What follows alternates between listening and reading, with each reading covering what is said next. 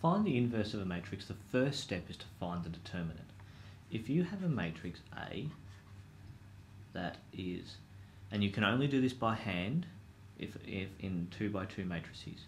So if you have a matrix A, 1, 2, 3, 4, like that. To find the inverse, to find the determinant, you multiply the diagonals. So we do 1 times 4 and 3 times 2, or 2 times 3. We get 4 and 6. So you have to do it in this order. So you do what's called the main. Okay, so they're the main diagonals. And you do them first. Then you do your secondary, let's call them secondary, I don't know if that's what they're actually called, but we'll call them secondary diagonals. Okay, and you do them second. Okay, and then you subtract the second from the first. So you do 4 minus 6 equals minus 2. That's our determinant of A, is negative 2. Step 2 to finding the inverse. Okay, so that's how you find the determinant.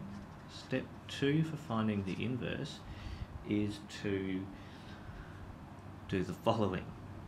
So A to the minus 1 equals. You bring the determinant, you put it underneath the 1. Okay, and then you redo your matrix, but you swap the main diagonals. So we swap those main diagonals. So in this case up here, we're swapping 1 and 4. So 4 goes there and 1 goes there. And then you change the sign on the others. So you just leave the others where they were, but you change the sign on them. So if they're positive, you make them negative. If they're negative, you make them positive. So that is the inverse of matrix A. And the symbol is A to the minus 1, like that. Something important to note is if your determinant equals 0, there is no inverse. The reason being that when you put it under 1, you cannot do 1 divided by 0. You're not allowed. Okay, big no-no in maths. So if your determinant is 0, there is no inverse. You cannot work it out.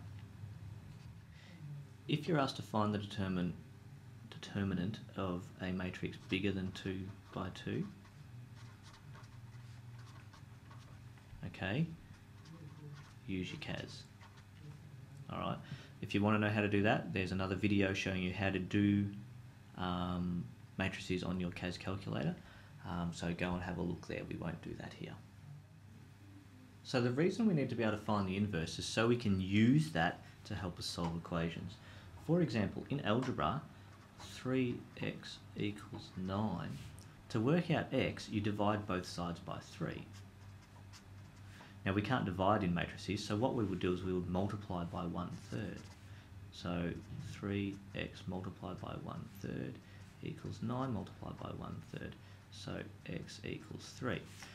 To do a similar process with matrices, we need the inverse of the matrix. For example,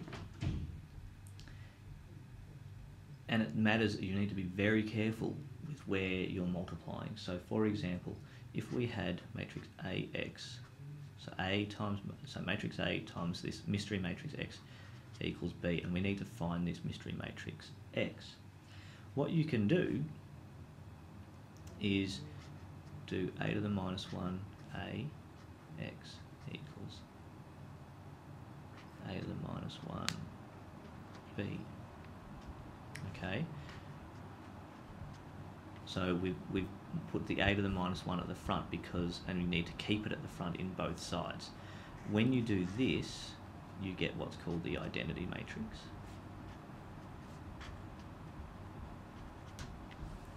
And then remember that we said before when we were working with the identity matrix that if you're multiplying by the identity matrix, you're multiplying by 1 and you just get the same answer. So X is actually the inverse matrix of A multiplied by B.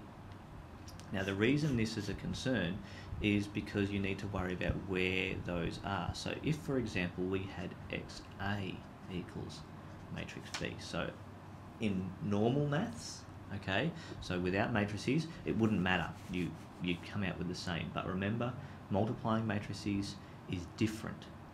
So what we need to do is we need to multiply matrix A by the inverse, and that means that because it's second here, because it's on the end here, it's on the end here. Those two together give you the identity matrix. You can't see what I'm writing. And remember, that's just like multiplying by 1. So all you need to do once you can find the inverse is just be very careful with where you're putting it. Make sure you're multiplying it by the matrix you're looking for. Sorry, the matrix you've got the inverse for.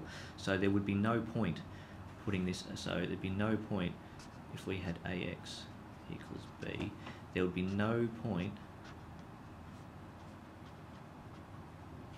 doing that, okay, because then you're multiplying X by a to the negative 1, so the inverse of A, and that's not going to work, so you don't do that. You need to multiply matrix A by its inverse, and we've done the same here, matrix A by its inverse.